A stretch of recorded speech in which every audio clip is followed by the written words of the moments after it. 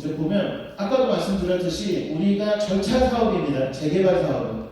그래서 기본계획, 구역지정, 추진위원회 구성, 조합, 그 다음에 건축 허가, 관리처분 이런 절차를 거칠 때마다 비용은 계속 부동산 가격은 오릅니다. 갖고 계시면 계실수록 오릅니다.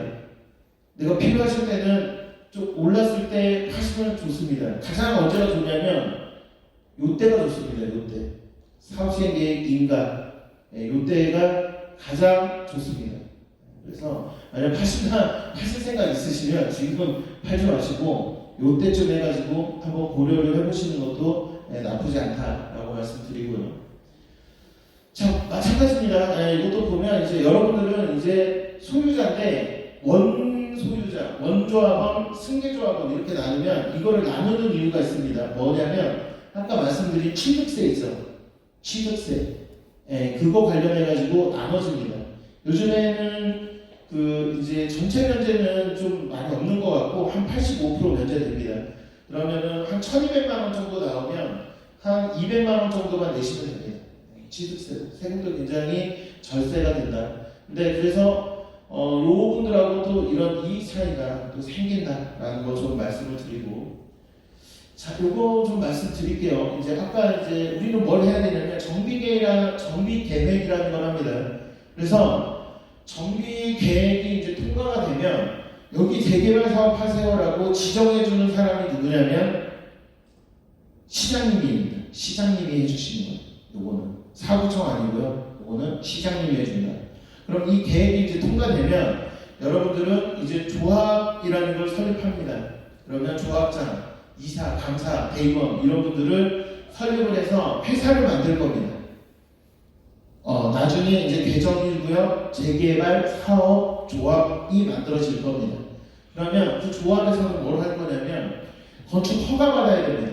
아까 그 보셨던 그런 건축 계획들이 여러 가지 법들을 이제 검토를 해서 사업구청장님이 건축 허가를 내주실 겁니다.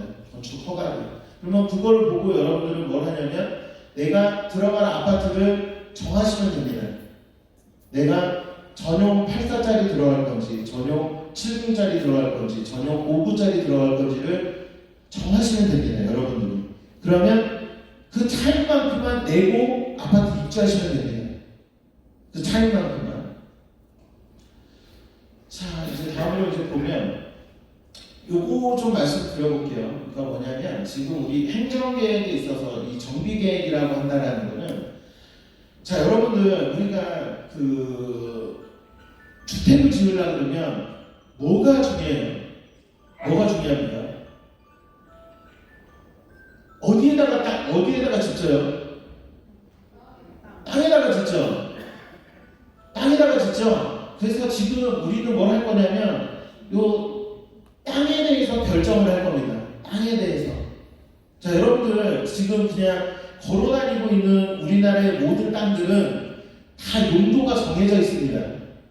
그냥 여러분들 밟고 있는 땅이 다 용도가 정해져 있어요. 지금 간단하게 말씀드리면 우리는 어디에 사냐면 주거지역이라는 데서 살고 있습니다.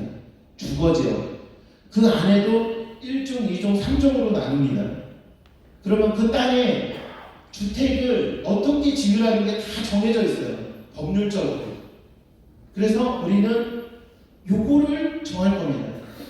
요거를 정할 거예요. 그래서 아파트를 이제 짓는데 아파트 높이가 물론 정해져 있지만 얼마든지 지을 수 있게끔 만들어 놓은 걸 우리는 3종 일반 주거지역이라고 하는데 3종 일반 주거지역으로 바꿀 겁니다. 그래서 그런 내용들을 여기에서 정할 겁니다. 자, 두 번째는 이제 이렇습니다. 조합 설립하려고 그러면, 자, 여러분들은 뒤에서도 말씀드리겠지만 내가 분양 신청할 수 있는 사람인지 아닌지, 내가 아파트를 받을 수 있는 자격이 되는지 안 되는지 이것도 법에서 다 정해져 있습니다. 자, 다음으로는 이제 뭘 하냐면 땅을 정했잖아요. 그죠? 그 땅 위에다가 뭐 져요? 아파트 짓죠? 아파트 짓습니다. 그러면 이제 아파트의 면적을 정할 겁니다. 그래서 우리가 25평짜리, 30평짜리, 35평짜리를 몇 개 지을 건지, 그 다음에 몇 개를 할 건지 이런 것들을 여러분들이 정하는 겁니다. 자, 그러면 이렇게 이제 정해지면 내가 어디에 들어갈 건지를 그거는 여러분들이 정하시면 됩니다. 그리고 남는 거 내가 부담해야 될 금액들은 여기서 정할 겁니다. 그죠? 뭐 예를 들어서 이렇습니다. 자, 여러분들이 이제 평가를 내 땅하고 내 건물 그 평가를 해봤더니 10억이 나왔어요. 근데 25평짜리 아파트가 3억이고 30평짜리 아파트가 4억이고 34평짜리 아파트가 6억이다. 그러면 내가 25평짜리 10억짜리인데 25평 들어간다 그러면 7억만 7억을 환급받는 겁니다. 7억을 환급받는 거예요. 근데 내가 30평짜리 4억짜리를 들어오면 6억으로 환급받는 거고, 그죠? 그 다음에 내가 34평짜리 6억짜리를 들어간다 그러면 4억을 환급받는 겁니다. 그래서 여러분들의 선택에 의해서 분담금은 바뀌어진다라는 거 말씀을 좀 드리고요. 자, 분담금은 이렇게 만들어집니다. 자, 어떻게 만들어지냐면, 자, 우리는 뭘 팔 거냐면, 자, 여러분들한테 파는 아파트, 그러면 여러분들한테 팔고 남은 일반 분양, 그 다음에 우리 앞에 이제 보면 계정력 있는 데다가 상가 짓는다고 했죠. 예, 그 상가 이제 팔 겁니다. 그 다음에 이제 임대 소형이 있다 그러면 요것도 팔 겁니다. 예, 그래서 팔 수 있는 건 다 팔고, 그죠? 근데 거기에 이제 들어가는 게 뭐가 있냐면 가장 큰 거는 공사비입니다. 공사비가 거의 한 전체 비용이 70% 정도 들어갑니다. 70% 정도. 그래서 요거로 이제 나누는데, 그러면 자, 여러분들 이제 재산을 다 더하면 여러분들의 총 평가액이 나옵니다. 이게 원가가 됩니다. 이 원가로 나눕니다.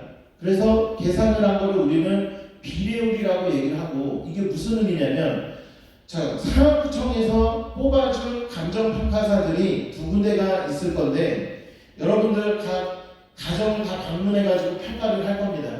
근데 평가 금액이 1억이 나왔어요. 근데 계산을 해보니까 비례율이 100% 나왔다. 그러면 여러분들은 최종 인정받는 가격이 1억이다라는 겁니다. 1억.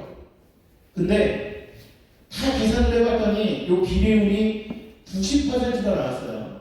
근데 여러분들이 평가받은 금액은 1억이다. 근데 최종 인정받는 금액은 얼마일까요? 그러면 9천만 원입니다. 9천만 원. 9천만 원. 근데 여러분들이 이제 1억 평가 받았는데 이 비례율이 계산해 보니까 110% 나왔어요. 그러면 여러분들은 평가 금액은 1억이지만 내가 최종 결정받은 금액은 1억 1천이 되는 겁니다. 1억 1천. 그래서 이런 내용으로 이제 그 여러분들한테 이 분담금이라는 거를 몇 번을 고지를 해드릴 거냐면 4번 해드릴 겁니다. 4번. 우리 사업하면서. 그러니까 여러분들이 동의서 60% 이상 걷어줘서 사전 타당성 검토를 부산시에 신청을 하고, 사전 타당성 검토가 통과가 되면 정비계획이라는 걸 수립할 때 이때 한번 여러분들한테 얼마 정도 될 거예요 라고 말씀 한번 드릴 거고요. 그 다음에 두 번째는 조합 설립할 때 또 한번 말씀 드릴 거고, 그 다음에 사업구청에서 건축 허가 내주면 그때 또 한번 해줄 거고요. 그 다음에 여러분들이 이제 아파트 25평, 30평, 34평 들어갈지를 결정하시면 그 결정된 내용에 따라서 또 보내드릴 겁니다. 그래서 계속 분담금이 얼마 정도 들어갈 겁니다 라는 거를 말씀드릴 겁니다. 근데 여기서 중요한 건 뭐냐면, 자, 요때는 뭐 정한다라고 말씀드렸죠? 땅 정한다라고 얘기했죠. 땅. 그죠? 땅 정할 겁니다. 근데 땅을 정할 건데 요때는 건설사가 없어요. 그러면은 이때는 약간 좀 불명확하겠죠. 내가 추정분담금 내는 게 좀 명확하지 않을 겁니다. 우리 재개발 사업은 뭐라고 했어요? 절차법이라고 말씀드렸습니다. 그래서 절차가 진행되면서 구체적으로 결정이 될 겁니다. 그래서 이때부터 야 이거 너무 많이 내는 거 아니냐 뭐 요렇게 걱정하실 필요가 없다라는 거를 제가 말씀드리는 겁니다. 자, 다음입니다. 그러면 내가 아파트 분양권 받을 수 있어? 라는 부분 말씀드리겠습니다. 자, 여러분들 건물만 갖고 계신 분 있어요? 어쨌든 없으시죠? 땅하고 건물 다 갖고 계시죠? 땅하고 건물 다 갖고 계시죠? 네, 그러면 무조건 분양권 하나 나옵니다. 네, 무조건 분양권 한 개 나옵니다. 근데 우리 구역 내에 어쨌든 건물 갖고 계신 분들은 분양권 한 개 나옵니다. 근데 토지 갖고 있는 분들만 있을 수 있어요. 토지만, 건물 없고. 그러면 부산시 조례에서는 이렇게 정하고 있습니다. 60제곱미터가 돼야 돼요. 60제곱미터. 그래야 분양권 하나 나옵니다. 분양권 하나 나온다. 그 다음에 우리가 이제 그 무허가 건축물이라는 게 있는데, 무허가 건축물은 뭐냐면 여러분들 토지 건축물 대장이라고 들어보셨어요? 건축물 대장? 들어보셨죠? 건축물 대장. 요게 안 나오는 거를 우리는 무허가 건축물이라고 얘기를 합니다. 요거 안 나오는 건축물이 있어요. 근데 기준이 있어요. 부산시는 1989년 3월 29일 전에 지어진 건물이어야지만이 됩니다. 근데 요거 지나서 되어 있는 건물들은 이게 분양권 안 나옵니다. 네. 분양권 안 나와요. 그러니까 이런 게 있고요. 자, 그 다음에 나는 단독주택 살고 다가구 주택에 산다라고 하는 분은 분양권은 하나인데 최대 2개로 가능할 수 있습니다. 이거 좀 내용은 좀 복잡한데 어쨌든 그 단독주택이나 다가구 주택의 경우에는 최대 2개까지도 가능합니다. 분양권 2개까지도 가능하다. 그 다음에 빌라 사시는 분들 계시잖아요. 빌라 사시는 분들, 쉽게 얘기하면 다세대 주택 사시는 분들은 개별 등기 다 하나씩 있어서 분양권 하나씩 다 나옵니다. 쉽게 말씀드리면 그냥 내가 토지 건물 갖고 있으면 다 분양권 하나씩은 다 나갑니다. 다만 요분들은 최대 2개도 가능할 수도 있다. 요 내용은 좀 복잡한 내용이라 여기 계신 분들한테 말씀드리면 지금 이해하기가 힘드시니까 요거는 이제 준비위원회 사무실 이제 가셔가지고 좀 물어보시면 상세하게 설명드릴 겁니다. 자, 동의서 제출하시는 데는 다들 어딘지 아시죠? 네, 여기다가 동의서 꼭 제출해 주시고 자, 오늘 지금까지 고민하고 계셨던 분들은 오늘 내용들이 좀 좋다라고 생각이 드시면 꼭 동의서 오늘 이 자리에서 제출해 주시기를 부탁드리고 저는 여기까지 말씀드리도록 하겠습니다.